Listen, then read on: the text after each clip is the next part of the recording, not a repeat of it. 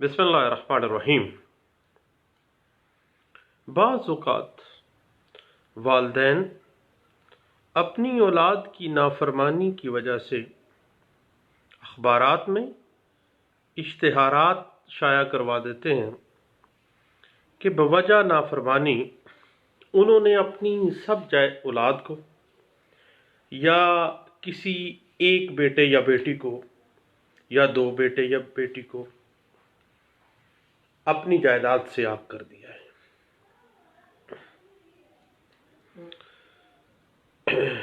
और बाज़ औक़ात अखबारात में आगनामा इस तरह शाया किया जाता है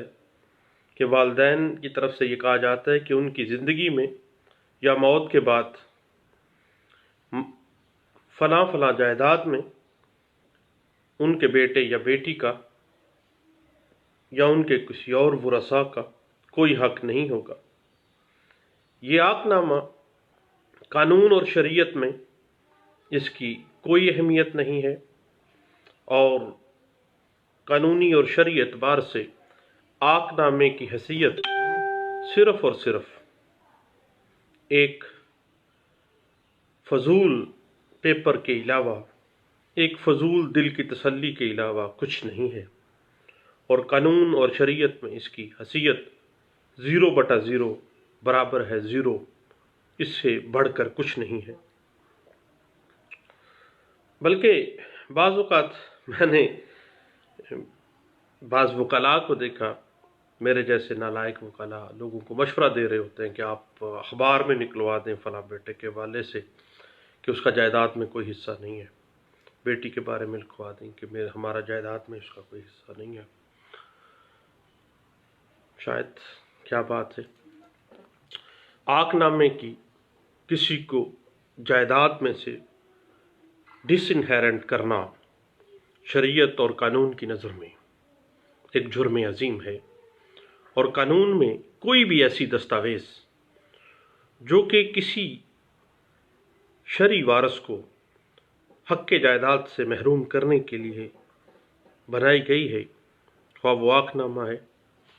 या कोई और इससे मिलती जुलती कोई तहरीर है, कानून की नज़र में, शरीयत की नज़र में कोई तसव्वुर मौजूद नहीं है और उसकी हैसियत 0/0 है। अगर किसी ने अपने शरई वारसाइन के हवाले से आगनामा शाया करवा दिया है, किसी को आग कर दिया है, तो वो शरई वारस उसी तरह उस जायदाद में वारस होगा जिस तरह से दीगर वरसा जिनके बारे में आगनामा नहीं दिया गया वो वारस होंगे। यानी शरई नामा, शरई हैसियत से आगनामे की हैसियत कोई नहीं है, कोई तसव्वुर नहीं है। अलबत्ता आगनामे में बाज़ औक़ात एक वालिद की तरफ से ये कहा जाता है कि फ़लाँ जो बच्चा है उसके कौल व फ़ेल का या उसके किसी बद किरदारी का उसका वालिद से या उसका भाई ज़िम्मेदार नहीं है। तो याद रखिएगा कि इस हद तक तो आगनामा कुछ बात बनती है कि उस बच्चों के बुरे फ़ेल का बाप ज़िम्मेदार नहीं है। वो वैसे भी शरीयत में भी और कानून की नज़र में भी जो मुजरम है वही मुजरम है। कोई बंदा किसी दूसरे के अमाल का मुतकल्लिफ नहीं है। जो जुर्म किसी शख्स ने किया है, जो बदफेली या जो बदकिरदारी किसी शख्स के साथ एट्रीब्यूटेड है, वो सिर्फ़ उसी शख्स के पास के साथ एट्रीब्यूटेड है। उसका वालिद या उसका भाई जो है वो कतई सूरत उसके ज़िम्मेदार नहीं है।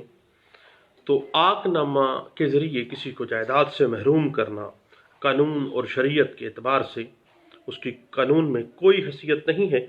ये बात इंटरप्रेट हुई 2005 YLR पेज है 1814 के अंदर। और लाहौर हाई कोर्ट में एक लैंडमार्क जजमेंट में कहा गया कि अगर कोई शख्स आगनामे के ज़रिए अपने किसी शरई वारस को हक़ जायदाद से महरूम करता है तो उस आगनामे की हैसियत कानून की नज़र में कोई नहीं है, कोई अहमियत का हामिल नहीं है। یہ بات واضح کی گئی PLD 2013 Lahore high court page 464 کے اندر۔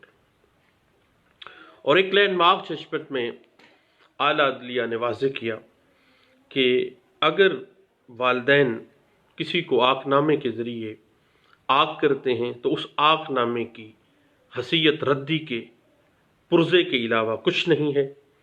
یہ بات واضح کی گئی 2011 YLR پیج ہے 697 کے اندر۔ اب any type of instrument for the cancellation suits میں بعض اوقات ہم آ جاتے ہیں کہ بعض ایسے انسٹرومنٹس پروڈیوس کیے جاتے ہیں والدین کی طرف سے جو کہ قانونی ورثاء کو حق وراثت سے محروم کر دیتے ہیں۔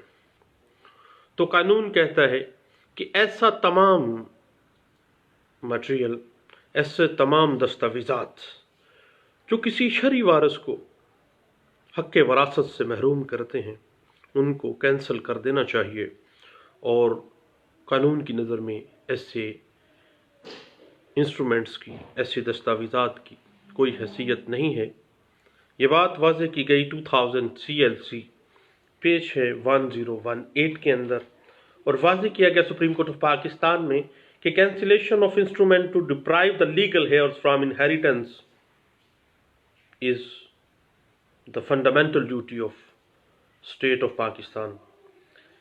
اور یہ بات سپریم کورٹ آف پاکستان میں 2000 SCMR پیج ہے 1287 کے اندر واضح کی گئی، اور یہی بات واضح کی گئی تھی 2000 YLR پیج ہے 2005 پیج کے اندر۔ یاد رکھیے گا کہ ایک آدمی اپنی جو بھی جائیداد ہے وہ گفٹ کے ذریعے ڈسپوز آف کر سکتا ہے، کسی کو بھی گفٹ کے ذریعے اپنی جائیداد دے سکتا ہے۔ اب گفٹ کے 3 انگریڈینٹس ہیں: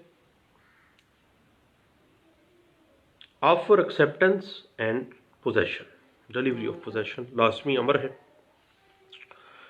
لیکن اگر کوئی شخص ڈیتھ بیڈ کے اوپر ہے، قریب المرگ ہے، دین قانون ایک قدغن لگا دیتا ہے کہ وہ صرف اور صرف اپنی جائیداد کا 1/3 حصہ گفٹ کر سکتا ہے، کیونکہ وہ ڈیتھ بیڈ پر ہے، مرنے کے قریب ہے، قریب المرگ ہے، ایک ایسی مرض میں مبتلا ہے کہ اب اس کا تندرست ہونا ممکن نہیں ہے۔ اب قریب المرگ ہونے کی ڈیفینیشن کے حوالے سے ہم بات کرتے ہیں کہ 6 ماہ تک اگر کوئی شخص بیمار ہے اور 6 ماہ تک اپنے بیان کے 6 ماہ تک وہ فوت ہو جاتا ہے 180 دنوں کے اندر اندر، دین اس کی وہ بیماری جو ہے وہ قریب المرگ اور ڈیتھ بیڈ تصور کی جائے گی۔ اگر 6 ماہ کے بعد وہ اٹھ کھڑا ہوتا ہے تو پھر اس کا جو گفٹ ہے وہ اور پوزیشن میں چلا جائے گا، یعنی ایک آدمی گفٹ کے ذریعے اپنی تمام جائیداد کو ڈسپوز آف تو کر سکتا ہے، لیکن ڈیتھ بیڈ کے اوپر اپنی جائیداد کا صرف 1/3 حصہ جو ہے وہ گفٹ کر سکتا ہے۔ یہ بات واضح کی گئی 2005 YLR پیج ہے 2752 کے اندر، اور سپریم کورٹ آف پاکستان میں اس بات کو واضح کیا گیا تھا 2005 SCMR پیج ہے 1690 کے اندر، 2005 SCMR پیج ہے 1885 کے اندر اس بات کو واضح کیا گیا، اور واضح کیا گیا کہ ڈیتھ بیڈ کے اوپر 1/3 حصے سے زیادہ جو گفٹ کیا جاتا ہے وہ نل اینڈ وائڈ ہے، اور ایسی تمام انسٹرومنٹس جو کہ کسی شرعی وارثان کو حق وراثت سے محروم کرنے کے لیے بنائی گئی ہیں وہ کینسلیشن میں بھی جا سکتی ہیں۔